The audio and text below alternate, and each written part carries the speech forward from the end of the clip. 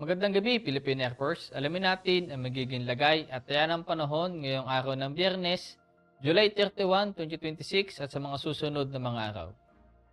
Para sa ating synoptic situation, ang low pressure area na minomonitor sa loob ng ating Philippine Area of Responsibility ay huling namataan kaninang alas 3 ng hapon na may layong 965 km east of southeastern Luzon.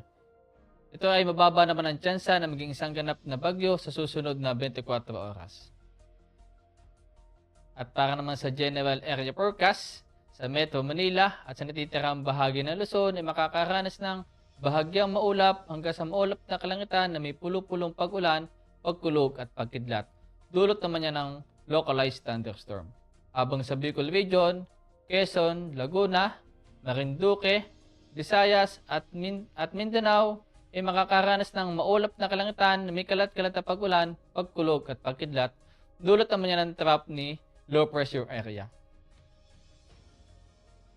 At para naman sa susunod na 3 araw dito sa Metro Manila at Cavite, mula Linggo hanggang Martes ay makakaranas ng bahagyang maulap hanggang sa maulap na kalangitan na may pulo-pulong pag-ulan, pagkulog at pagkidlat. Dulot yan ng mga localized thunderstorm.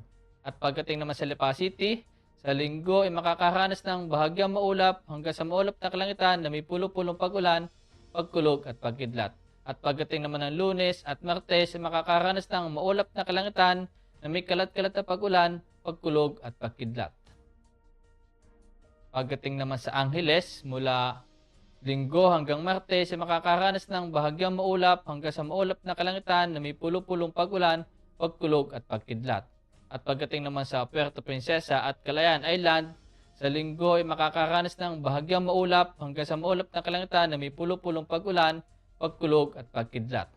At pagdating naman ng Lunes at Martes ay makakaranas ng maulap na kalangitan na may pulo-pulong pag-ulan, pagkulog at pagkidlat. Pagdating naman sa Mactan, mula Linggo hanggang Martes ay makakaranas ng maulap na kalangitan na may kalat-kalat na pag-ulan, pagkulog at pagkidlat. Pagdating naman sa Zamboanga at Davao, sa Linggo ay makakaranas ng maulap na kalangitan na may kalat-kalat na pag-ulan, pagkulog at pagkidlat. At pagdating naman ng Lunes at Martes ay makakaranas ng bahagyang maulap hanggang sa maulap na kalangitan na may pulo-pulong pag-ulan, pagkulog at pagkidlat. Ang araw ay lulubog mamayang 6:26 p.m. at sisikat bukas ang umaga na 5:39 a.m. Para sa moon illumination, meron tayong 96% decreasing.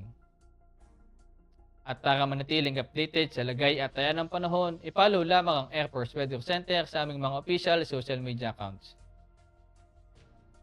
Sa ngalan ng aming commanding officer na si Colonel Hermelino T. Calubiran Jr., PAP JC, ako si A2C Ever C. Amazona, your weather broadcaster ng Air Force Weather Center.